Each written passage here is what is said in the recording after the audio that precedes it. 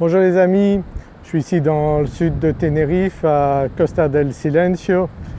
Donc vous voyez derrière moi des très beaux appartements, donc il y a des gens qui résident toute l'année ici à Tenerife comme moi, et il y en a d'autres qui viennent de temps en temps en vacances, qui passent 2-3 mois de vacances par an et ensuite qui louent le reste de l'année leur appartement. Alors la question bien sûr est de savoir, est-ce que sa résidence principale, il faut l'acheter ou la louer? Eh bien ça dépend de vos objectifs. Si votre objectif est de gagner de l'argent dans l'immobilier, eh bien il ne faut surtout pas acheter votre résidence principale au début de votre vie. Donc si vous avez 20-30 ans, ce serait une erreur de demander à la banque un emprunt hypothécaire pour acheter votre premier appartement ou votre première maison, car ça va forcément bloquer votre possibilité de demander un crédit pour acheter une résidence secondaire, un appartement par exemple ici à Tenerife ou ailleurs, et le mettre en location. Donc si votre objectif est de gagner de cette manière-là de l'argent, eh bien il vaut mieux pendant quelques années louer une maison ou louer un appartement. Ça a deux avantages. D'une part, que vous arriverez probablement avec le même budget que vous consacreriez à acheter un bien, à louer une maison, un appartement bien plus joli que ce que vous ne pourriez vous payer si vous achetez réellement. En effet, en début de carrière, en général, on n'a pas un salaire très important, c'est plutôt en fin de carrière que ça augmente. Donc vous êtes assez limité parce que les banques ne vous prêteront de l'argent qu'à concurrence de 33% de vos revenus. Donc si vous êtes en couple, eh bien vous pouvez faire le calcul de ce que vous pouvez payer par mois comme prêt hypothécaire, et bon, peut-être sur 20 ans ou 30 ans, mais ça va vous bloquer à ce moment-là vos capacités de demander un crédit pour acheter un appartement, soit là où vous habitez, soit ici à Tenerife, pour le mettre en location et gagner de l'argent de cette manière-là. Donc l'opération la plus intéressante, c'est de d'abord louer votre résidence principale et ensuite de demander un emprunt pour acheter un appartement que vous mettrez en location. Donc si c'est dans votre pays, eh bien c'est parfait, donc il n'y a pas de problème. Le banquier calculera simplement vos revenus et à concurrence de 33% de vos revenus, il vous dira quelle est votre possibilité d'achat sur un appartement, et en fonction des revenus que génère cet appartement, eh bien vous aurez encore une possibilité de crédit pour un second achat plus ou moins importante.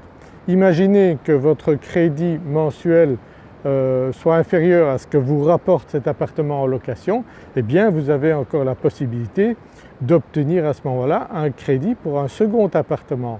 Et vous pouvez ainsi acheter plusieurs appartements sans limite, puisque si vous arrivez à le louer et que ça vous rapporte plus d'argent que ce que ça vous coûte, eh bien le banquier n'a aucune raison de se priver de vous offrir un crédit hypothécaire pour un deuxième, un troisième, un quatrième, voire 10 appartements. Et ainsi avec vos revenus, avec les bénéfices que vous tirez de vos revenus, vous pourrez un jour vous payer probablement la maison de vos rêves ou l'appartement de vos rêves, où que vous le souhaitiez. Donc c'est la manière la plus efficace et la seule bien sûr pour acheter des appartements pour les mettre en location. J'ai de temps en temps des personnes qui me disent bon voilà, j'aimerais bien acheter un appartement à Tenerife pour y venir de temps en temps et le mettre en location. Alors je leur demande quelle est leur situation en France, est-ce qu'ils sont locataires ou est-ce qu'ils sont propriétaires, et malheureusement quand ils me disent qu'ils ont un crédit encore pour plusieurs années, eh bien il est clair qu'ils n'arriveront pas à obtenir un crédit à moins qu'ils aient de très gros revenus pour acheter quelque chose ici à Tenerife.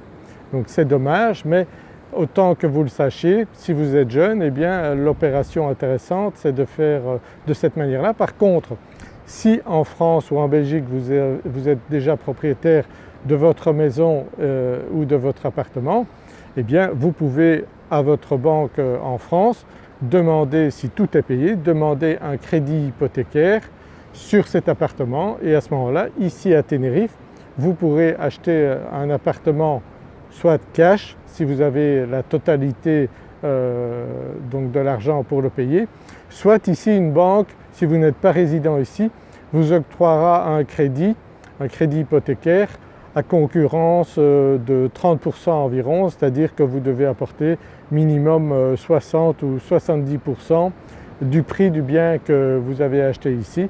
Il faut compter à peu près 10% de frais de notaire, frais d'enregistrement en plus du prix du bien ici. Donc songez-y, si vous avez envie d'acheter ici à Tenerife, eh bien il faut que soit votre maison, votre appartement soit déjà payé en France ou en Belgique et que votre banque en France peut vous octroyer un crédit à l'étranger, vous expliquez pourquoi. Normalement il ne devrait pas y avoir de problème, mais bien sûr si vous voulez un crédit ici à Tenerife, que vous travaillez en France, les banques ne vont pas vous octroyer un crédit à 80% comme vous pourriez l'obtenir en France. Donc voilà, ce sont je pense des données importantes. Donc le seul inconvénient entre guillemets si vous louez votre résidence principale, c'est que vous pouvez ne pas vous sentir aussi comme si vous étiez propriétaire. C'est un sentiment que je peux comprendre. Vous ne pouvez pas faire toutes les transformations comme vous le voulez, mais je peux vous dire que moi j'ai loué pendant très longtemps, je loue encore et j'ai toujours habité dans des biens que je n'aurais jamais pu me payer si j'avais dû les acheter. Et aujourd'hui, bon, à mon âge, ce n'est pas la peine d'investir dans une maison énorme ou dans un gros appartement. Je préfère investir ici dans des biens à mettre en location. J'ai toujours été satisfait des locations que j'avais.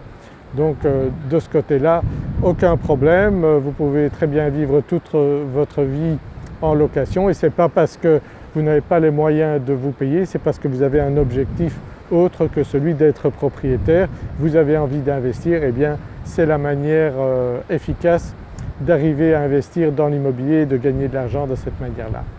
Voilà, j'espère que vous avez apprécié cette vidéo. Je vous dis à très bientôt, toujours ici à Tenerife. On se retrouvera dans une prochaine vidéo. Abonnez-vous à ma chaîne YouTube si ce n'est pas encore fait. Et si vous voulez investir à Tenerife, eh bien contactez-moi. Mais vous connaissez maintenant les conditions si vous voulez acheter quelque chose ici à Tenerife. À très bientôt, au revoir.